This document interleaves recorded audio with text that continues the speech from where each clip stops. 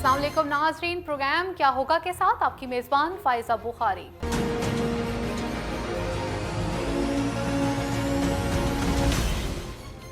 आज की top stories. इसहाक डार ने शहबाज शरीफ की जिम्मेदारियां संभाल ली।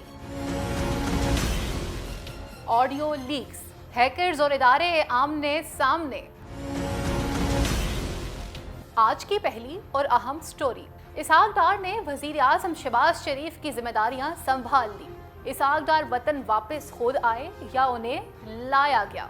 नाज़रीन, इसहाक डार की वापसी पिंडी प्लान के तहत ही मुमकिन हुई। जैसे कि गुज़िश्ता प्रोग्राम में आपको बताया कि पिंडी मंसूबा तैयार कर लिया गया है और उसके तहत लेवल प्लेइंग फील्ड की बात की जा रही है। और लेवल प्लेइंग फील्ड तब ही मुमकिन है जब सारे खिलाड़ी मैदान में आमने सामने होंगे। मुल्क के मौजूदा वजीर आज़म जब पहले भी लंदन के दौरे पर जाते हैं तो वहाँ अपने बड़े भाई को मनाते हुए नजर आते हैं और ये कहते हैं कि आप मेरे साथ वतन वापसी कर लें। लेकिन बड़े मियाँ को कुछ एतराज़ात थे और कुछ उनके सवालात थे। वो ये बात जानते थे कि इदारे उनके साथ नरमी से डील नहीं कर सकते हैं। अब की दफ़ा भी कुछ ऐसा ही देखने को आया है। जब बड़े मियाँ को वतन वापस आने के लिए कहा गया तो उन्होंने कहा कि पहले आप मुझे इस बात की यकीन दहानी करवा दें कि मेरे खिलाफ इदारे कार्रवाई नहीं करेंगे तो मैं तब ही पाकिस्तान वापस आऊँगा।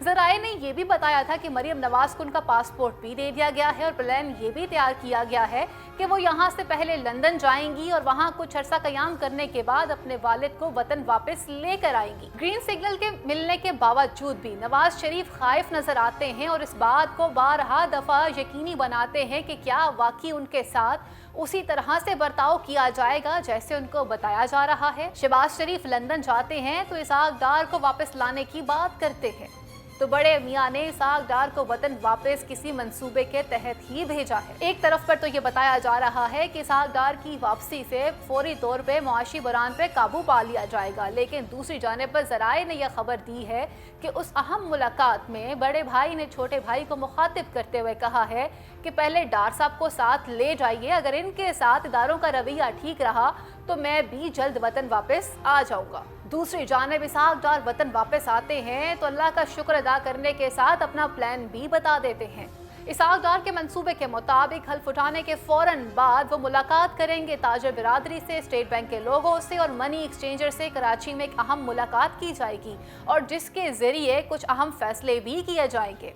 लंदन यात्रा के दौरान बड़े मियाँ और छोटे मियाँ ने मिलकर कुछ अहम सियासी और खतरनाक फैसले भी किए हैं, जिसके तहत पार्टी का अगला लाहे अमल क्या होगा, इलेक्शन की तैयारी कैसे की जाएगी और किस तरह से इस एक साल को इस्तेमाल करके आइंदा आने वाले दिनों में बहरान से निकला जाएगा। नाजरीन, आपको बताती चलूं कि ज़राए ने यह भी बताया है कि कराची में होने वाली मुलाकात के दौरान इसहाक डार जहां लोगों से मुलाकात करेंगे और उनको इस बात पे फोर्स करेंगे कि वो अपनी इन्वेस्टमेंट पाकिस्तान वापस लेकर आएं, वहीं उनको ये भी कहा जाएगा कि जिन लोगों ने अपनी इन्वेस्टमेंट्स डॉलर्स की सूरत में अकाउंट्स में की हुई हैं वो तमाम अकाउंट माजी की तरह फ्रीज कर दिए जाएं। ज़राए ने यह भी बताया है कि इसहाक डार उस मुलाकात के दौरान उन तमाम लोगों को ये भी कहेंगे कि जिन लोगों ने अपनी इन्वेस्टमेंट लंदन में या किसी भी बैरून मुल्क कर रखी है वो वापस ले आएं, क्योंकि ये तमाम बातें जो हैं वो जानते हैं कि किस बंदे ने किस प्रोजेक्ट में कितनी इन्वेस्टमेंट की है।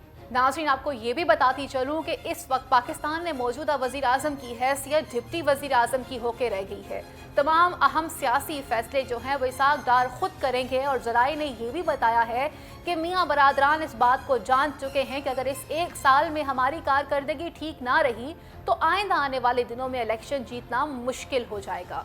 ज़राए ने यह भी बताया है कि आइंदा आने वाले दिनों में मरियम नवाज को पार्टी के तमाम मामलात से दूर रखा जाएगा और उसकी सबसे बड़ी वजह उनका जज्बाती रवैया है, जिसकी वजह से पार्टी को आइंदा जनरल इलेक्शन में वो बड़े नुकसान का सामना करना पड़ सकता है। और अब ये आइंदा आने वाला वक्त ही बताएगा क्या इसहाक डार पाकिस्तान को मुआशी बहरान से निकालने में कामयाब हो सकेंगे और क्या मियाँ साहब के लिए क्लीन चिट लेने में कामयाब होंगे या नहीं।